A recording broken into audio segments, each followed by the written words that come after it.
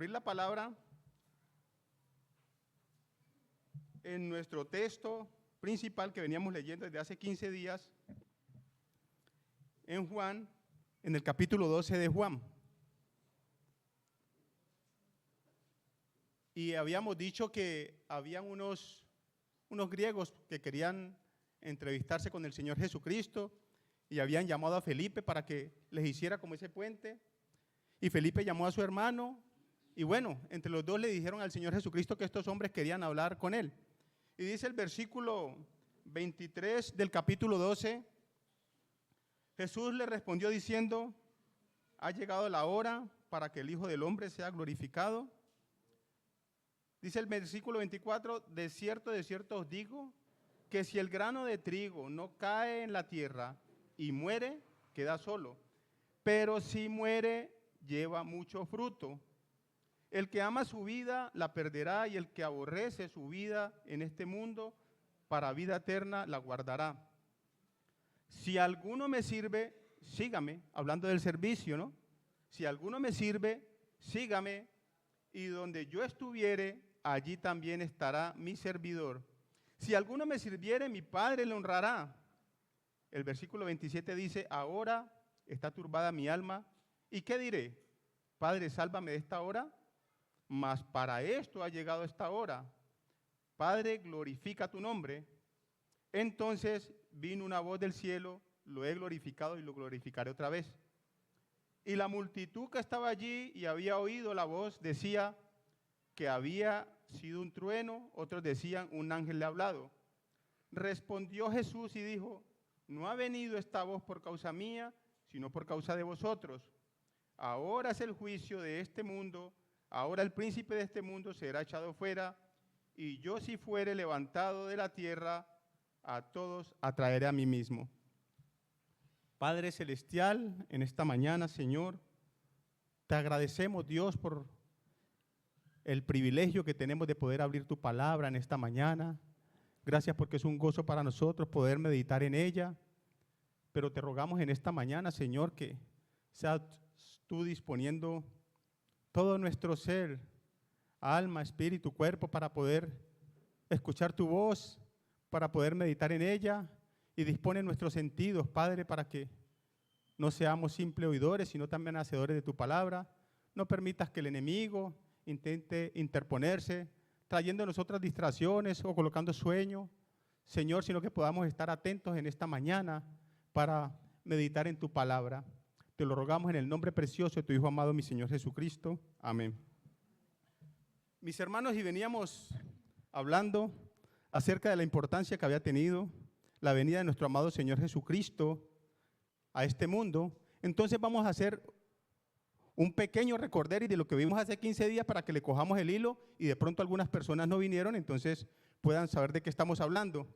Y habíamos dicho que con la venida del Señor Jesucristo a este mundo, cambió la relación entre Dios y la humanidad.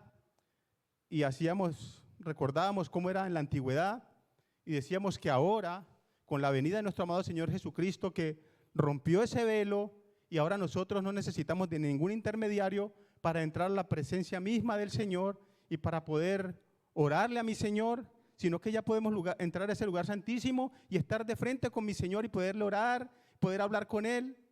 Y todo eso cambió, como era antes de la venida de nuestro amado Señor Jesucristo. Pero también habíamos dicho que había establecido una nueva alianza, que anteriormente era por la ley o por las obras de la ley, pero que ahora es por la fe en Cristo Jesús, por la fe y por la gracia, que ahora no tenemos nosotros que hacer ninguna obra, no tenemos que hacer nada para añadirle a la salvación, que la salvación es gratuita. Ahora nosotros tenemos un arrepentimiento genuino, creemos en el Señor Jesucristo, en nuestra vida como nuestro Señor y Salvador, y dice la palabra: por gracia soy salvo. Él nos regala la salvación. Pero también habíamos dicho que con la venida de nuestro amado Señor Jesucristo, había cambiado la estructura celestial. Ya se había hecho la apertura en el cielo para nosotros cuando partimos de este mundo. Y ahí nos dedicamos un buen tiempo hablando acerca de esto y hablamos acerca del Seol o del Hades, que es lo mismo, les decía que es lo mismo, Seol en hebreo y Hades en griego. Y nos paramos allí un buen tiempo y decíamos dónde quedaba ese lugar, de qué constaba ese lugar, y leíamos versículos del Antiguo Testamento y versículos del Nuevo Testamento acerca de este lugar. Y decíamos dónde quedaba su ubicación. De hecho, omití algunos versículos que tenía en ese momento para que pudiésemos avanzar y tratar de terminar el tema. En el libro de Números nos dice que cuando nos habla de la contradicción de Coré, ¿verdad? Que Coré y 250 hombres más trataron de despojar a Moisés de la autoridad que Dios le había dado. Y dice la palabra de Dios que todos estos hombres y sus familias, se abrió la tierra y descendieron vivos al Seol, dice la palabra. Descendieron, la tierra se abrió y descendieron vivos al Seol. Bueno, cuando dice vivos, quiere decir que estaban vivos en el momento que la tierra se abrió, porque pues la Biblia nos enseña que ellos inmediatamente perecieron. Pero entonces nos habla de ese lugar y nos habla de dónde queda ese lugar.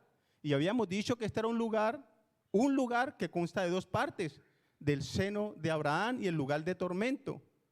Y habíamos dicho que este lugar era un lugar temporal, tanto para los unos como para los otros. Y decíamos también que el Señor Jesucristo había trasladado ese lugar, el seno de Abraham, las almas que estaban en ese lugar, en el seno de Abraham, habían sido trasladadas al paraíso, que el apóstol Pablo nos dice que queda en el tercer cielo. Y las otras almas que están en el lugar de tormento, pues aún están allá. Ese lugar todavía se encuentra allá. De modo que si hoy una persona sin Cristo Jesús muere o parte de este mundo, va a ese lugar de tormento. La persona que hoy no tenga al Señor Jesucristo en su vida como su Señor y Salvador y parte de este mundo, va a ir a ese lugar todavía, a ese lugar profundo, a ese lugar de oscuridad, va a ese lugar de tormento. Pero si hoy usted ha tomado la decisión de reconocer al Señor Jesucristo en su vida como su Señor y Salvador, parte de este mundo, pues va a ese paraíso, va a la presencia misma del Señor. Esa es una gran ventaja para nosotros que trajo la venida del Señor Jesucristo a este mundo. Entonces, mire, decía el Señor Jesucristo, dice que llegó por allá a una región de Filipo, en Cesarea, y le preguntó a sus discípulos, bueno, la gente, ¿quién dice que yo soy? Entonces, no, le dijeron, bueno, algunos dicen que es Juan el Bautista, otros dicen que es Elías, otros dicen que es Jeremías, otros dicen que es algún profeta. Bueno, ¿y ustedes quién dice que yo soy? Y dice que Pedro respondió, tú eres el Cristo, o sea, el que esperábamos, eres el Mesías. Entonces dice, bienaventurado, le dice el Señor Jesucristo a Pedro, bienaventurado porque no te lo reveló carne ni sangre, sino mi Padre que está en los cielos. Y yo te digo a ti que tú eres Pedro, y sobre esta roca, óigase bien, dice, tú eres Pedro, y sobre esta roca edificaré mi iglesia, refiriéndose a él mismo. Y las puertas del Hades no prevalecerán contra ella. ¿Qué quiere decir con esto? Que ahora, cuando nosotros nos convertimos al Señor y hacemos parte de la iglesia de Cristo, bueno, ya el Hades no tiene potestad sobre nosotros. Ninguna persona, ningún creyente puede ir a ese lugar. Y el Señor Jesucristo se lo dijo a Pedro, las puertas del Hades no prevalecerán contra ella. Ningún miembro de la iglesia, ningún cristiano, ningún creyente va a ir a ese lugar. Solamente va a ir a ese lugar las personas que de manera unilateral han decidido rechazar a Cristo. Y cuando digo rechazar a Cristo, estoy diciendo que usted le pregunta a cualquier persona y dice, no, es que yo nunca le he rechazado. Es que solamente en no aceptarle a Él es rechazarle. En no reconocerle a Él como su Señor, como su Salvador, es rechazarle. Entonces, mire, cuando el Señor Jesucristo dice que las puertas del Hades no prevalecerán contra ella, es porque Él triunfó Él triunfó. Él, con la obra preciosa que hizo en la cruz, hizo una ganancia para con todos nosotros si es que verdaderamente estamos en Cristo Jesús. Dice la palabra de Dios en Apocalipsis, capítulo 1. Vamos a buscarla aquí.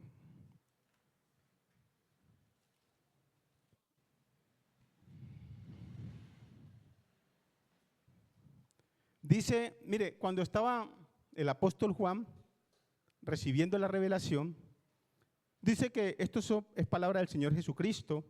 Le dice en el versículo 17, al final del versículo 17 le dice: no temas, yo soy el primero y el último, y el que vivo, óigase bien, el versículo 18 dice: y el que vivo y estuve muerto, mas he aquí que vivo por los siglos de los siglos, amén, y tengo las llaves de la muerte y del Hades.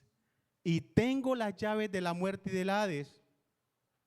Son dos cosas diferentes, ¿verdad? Saben que la muerte es la separación del espíritu y el alma del cuerpo, y el Hades es un lugar físico, del lugar que venimos hablando.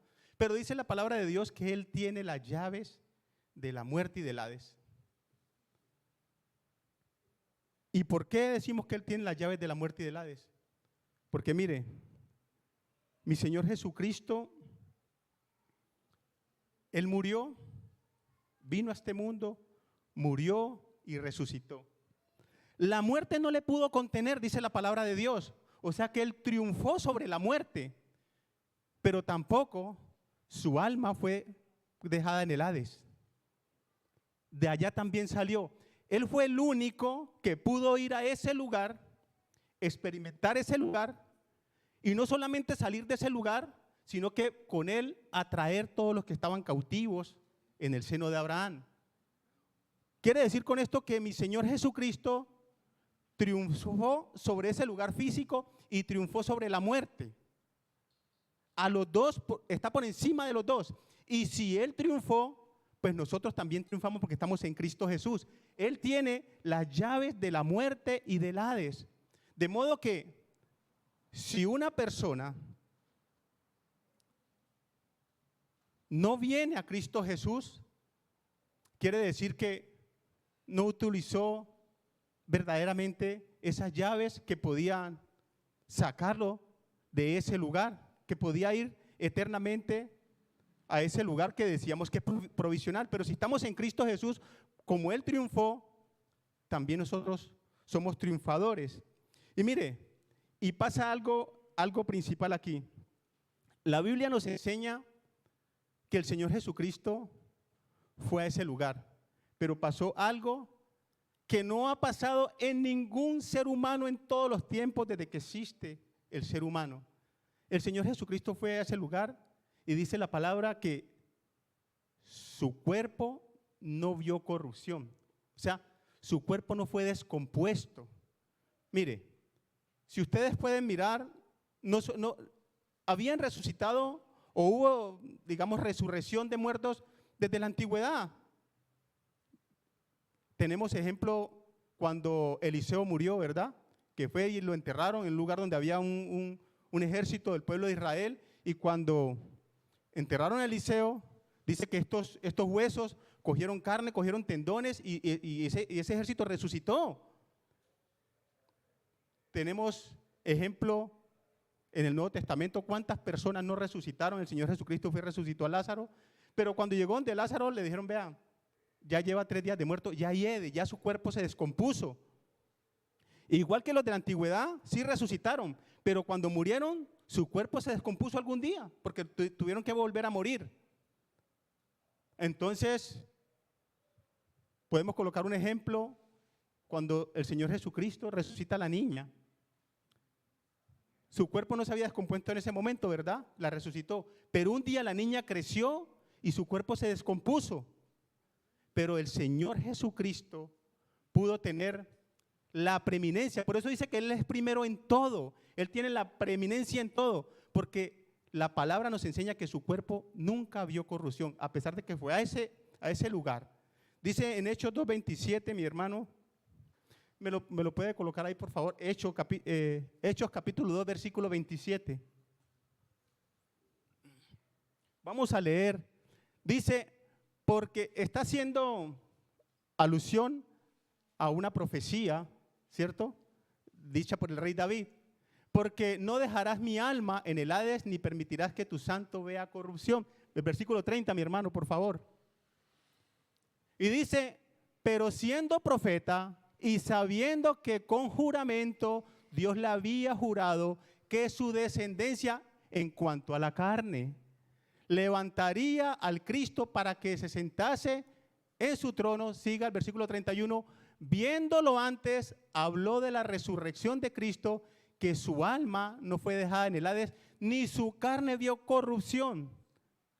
Nunca el cuerpo de nuestro amado Señor Jesucristo fue descompuesto, a pesar de que murió y a pesar de que fue a ese lugar y resucitó. Y mire, y aún como estamos diciendo que Él es el primogénito en todo y todo lo que sucedió con la venida de nuestro amado Señor Jesucristo a este mundo, el Señor Jesucristo va a ese lugar, resucita, su cuerpo no vio corrupción y su cuerpo fue, sin ver corrupción, su cuerpo fue transformado en ese cuerpo celestial, sin tener relación con el pecado, porque eso dice el apóstol Pablo, ¿verdad? Dice les voy a decir un misterio. No todos dormiremos, pero todos seremos transformados. Pero el primero que fue transformado fue el Señor Jesucristo. Dice, no todos dormiremos, dicen en 1 Corintios capítulo 15.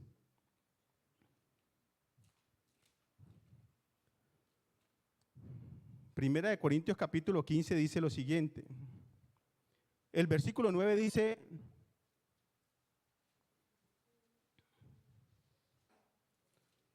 dice el versículo 51, he aquí, os doy un misterio, no todos dormiremos, pero todos seremos transformados. En un momento, en un abrir y cerrar de ojos, a la final trompeta, porque se tocará la trompeta y los muertos serán resucitados incorruptibles y nosotros seremos transformados, porque es necesario que esto corruptible se vista de incorrupción y esto mortal se vista de inmortalidad. Y cuando esto corruptible se haya vestido de incorrupción y esto mortal se haya vestido de inmortalidad, entonces se cumplirá la palabra que está escrita, sorbida es la muerte en victoria.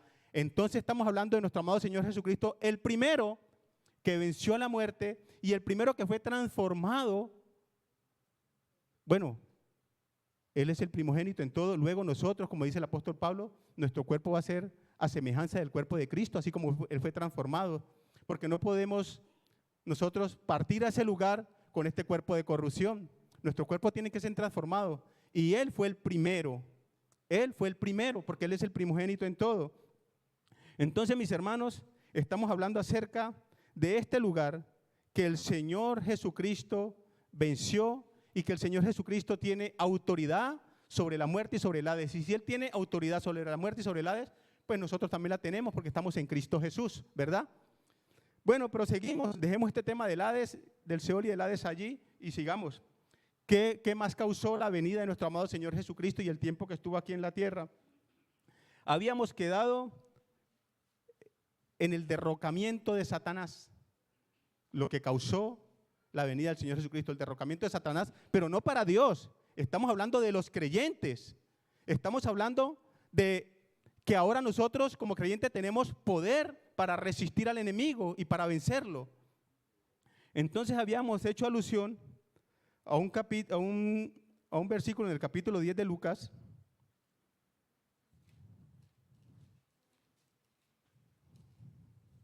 El capítulo 10 de Lucas, y dice el versículo, el Señor Jesucristo había mandado a sus discípulos a que predicasen el evangelio, que predicasen la palabra, y dice el versículo 18, cuando ellos regresaron, dice, cuando volvieron los 70 con gozo, diciendo, Señor, aún los demonios se nos sujetan en tu nombre.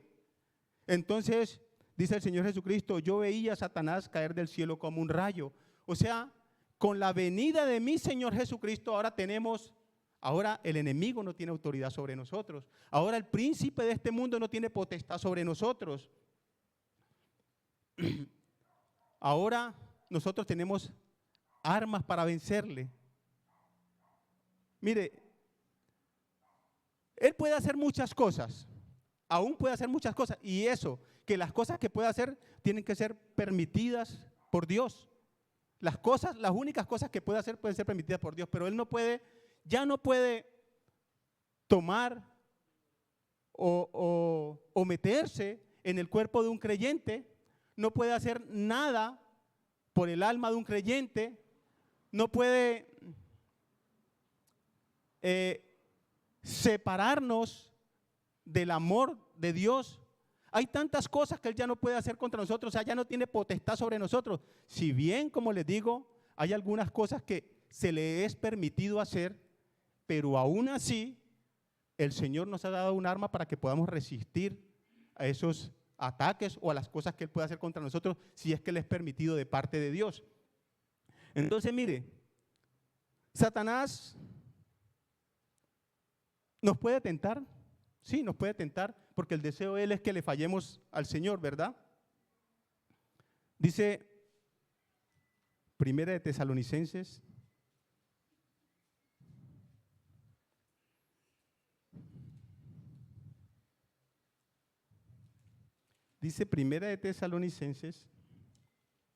el capítulo 3, y dice el versículo 5, por lo cual también yo, dice el apóstol Pablo, no pudiendo soportar más, envié para informarme de vuestra fe, no sea que os hubiese tentado el tentador y que nuestro trabajo resultase en vano.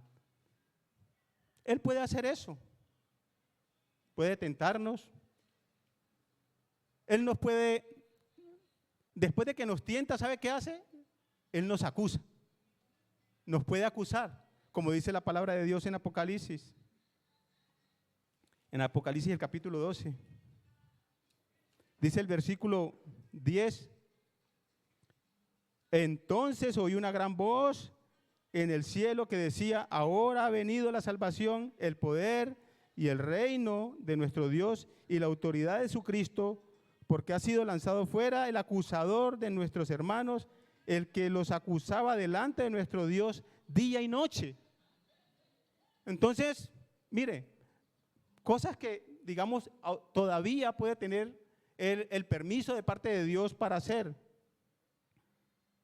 A veces puede decir que puede también engañar a muchos con mentiras o con falsas doctrinas. Puede ser un creyente engañado, como dice en 2 de Corintios, el capítulo 11 de 2 de Corintios, dice el versículo, voy a leer desde el versículo 2.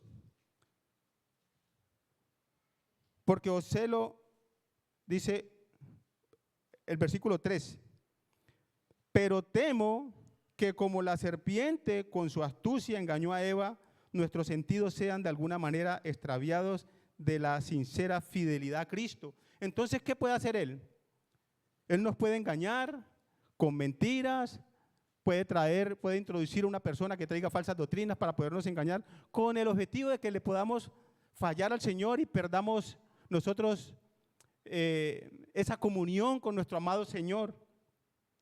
Son cosas que todavía puede hacer Él. Dice 1 de Timoteo, capítulo 4.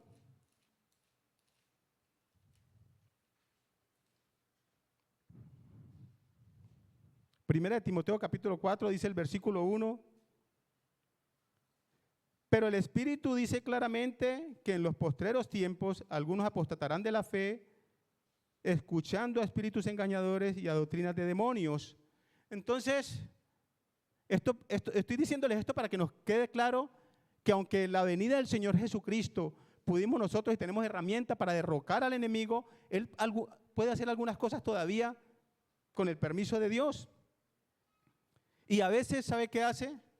Nos puede oprimir con problemas, con enfermedades.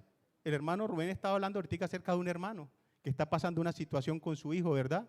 Y no solamente él, a cualquiera de nosotros alguna situación se le puede presentar, alguna situación de salud con nuestros hijos, con nuestros padres, en lo económico. Tantas cosas que nos puede o nos trata de oprimir. con ese objetivo de que reneguemos de nuestro amado Señor. Pero, mis hermanos, si Él puede hacer eso, con la venida del Señor Jesucristo a este mundo, nos dio unas herramientas claras para que podamos precisamente resistir a esos ataques del maligno, del enemigo, y por eso decía en el principio que Él llegó el derrocamiento de Satanás por parte del creyente. Dice en Efesios capítulo 6,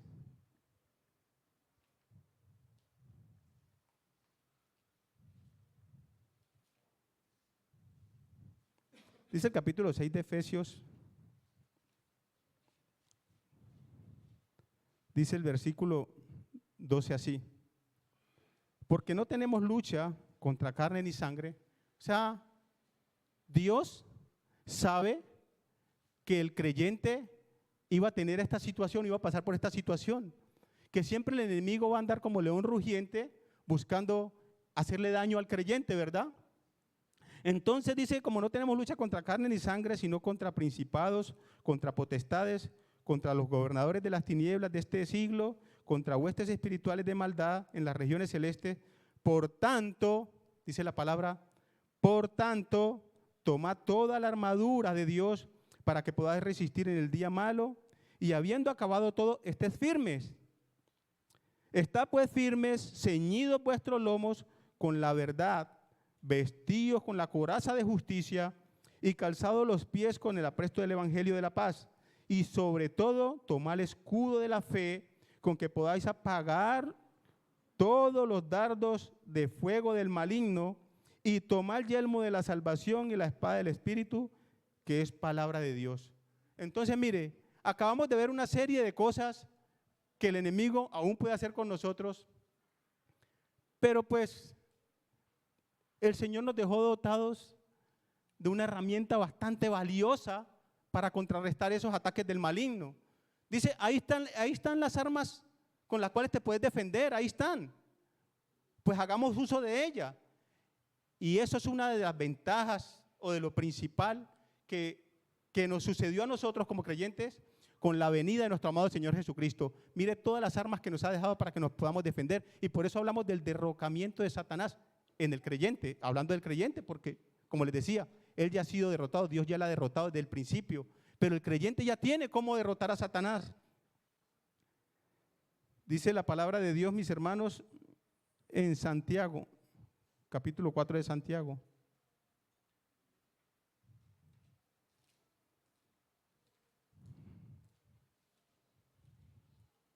Dice,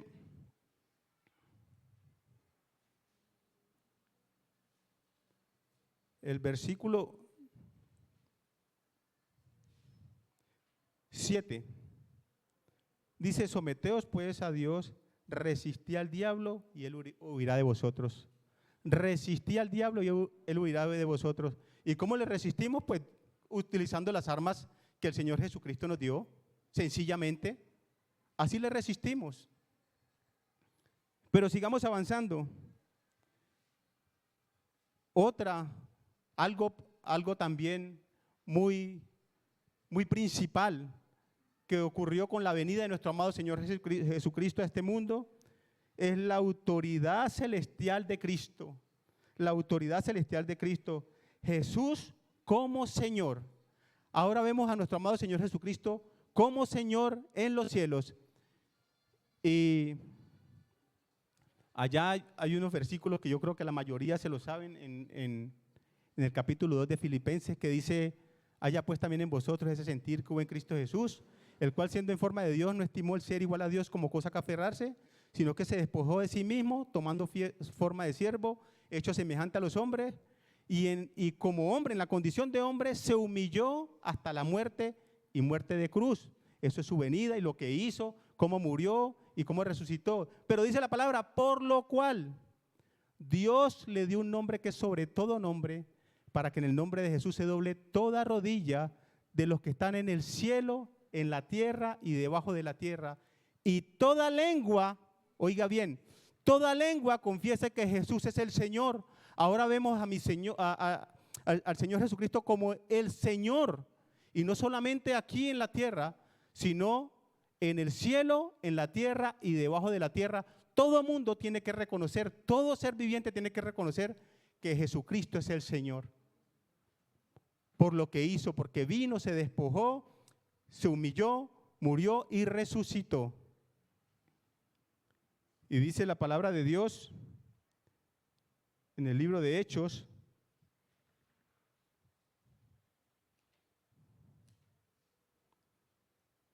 el capítulo 2.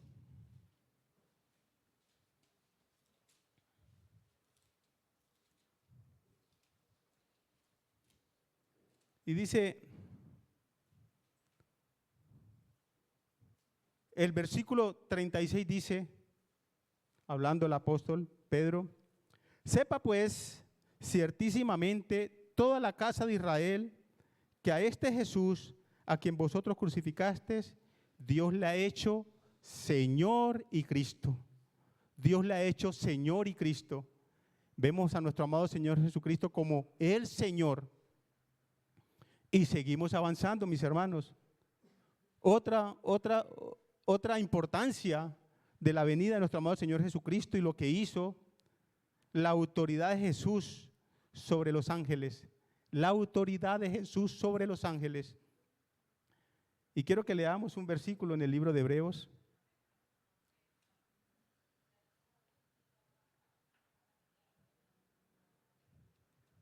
Dice el capítulo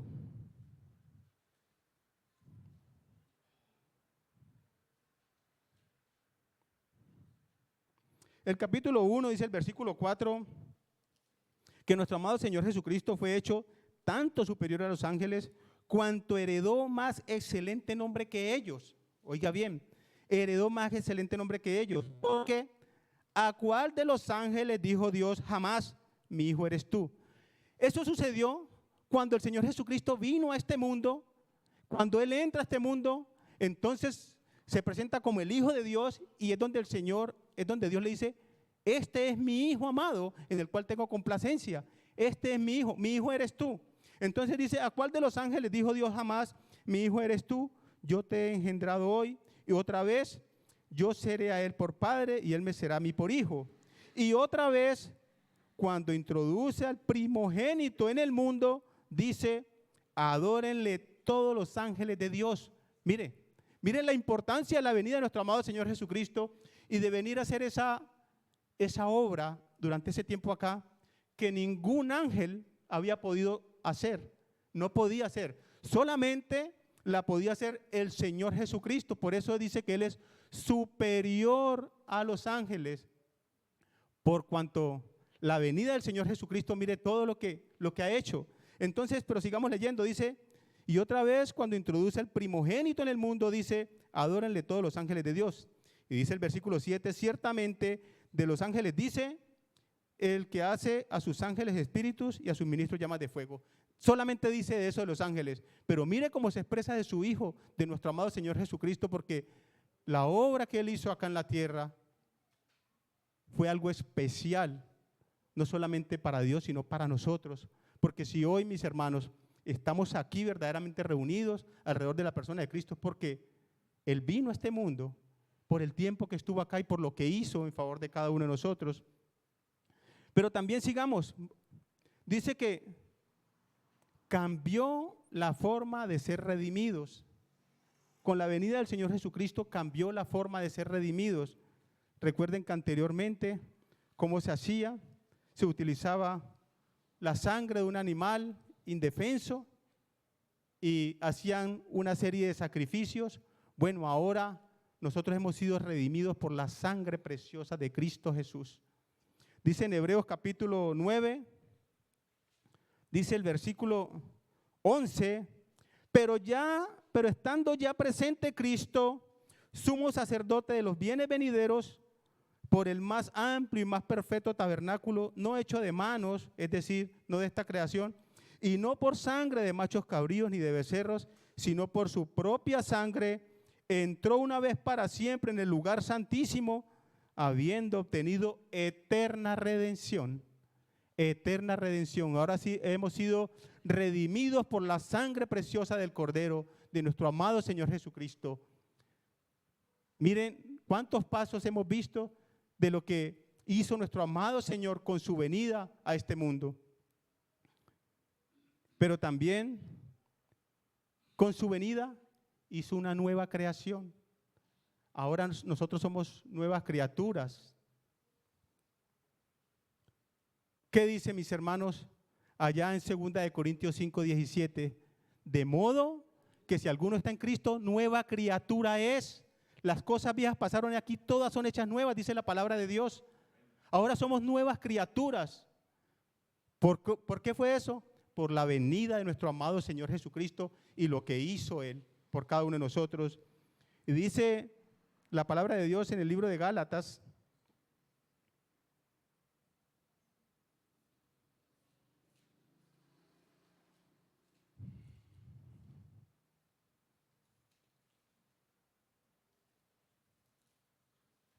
dice Gálatas, mis hermanos, ya les miro el versículo, el capítulo.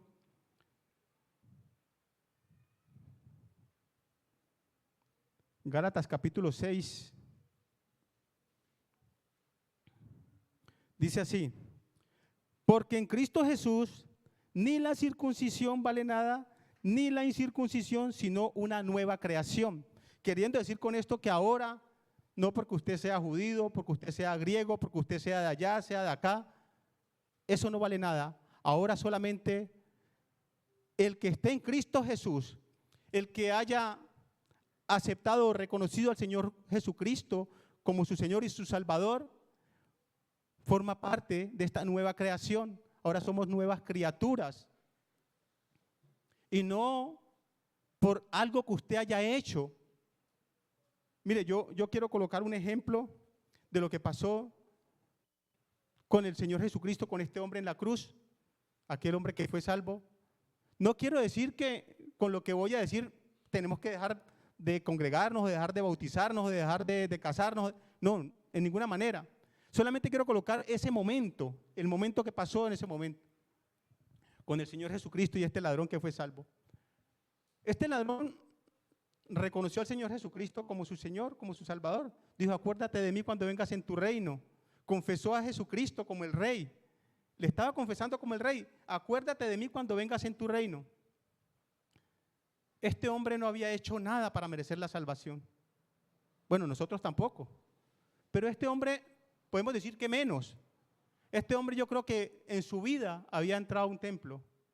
Yo creo que este hombre nunca recibió un curso prebautismal. Yo creo que este hombre nunca estuvo en un curso prematrimonial.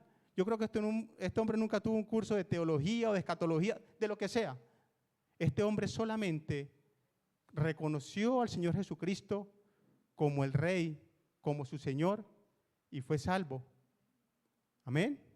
Este hombre, nosotros necesitamos de Cristo. Nosotros podemos venir todos los días aquí a la iglesia, los domingos, los martes, los jueves.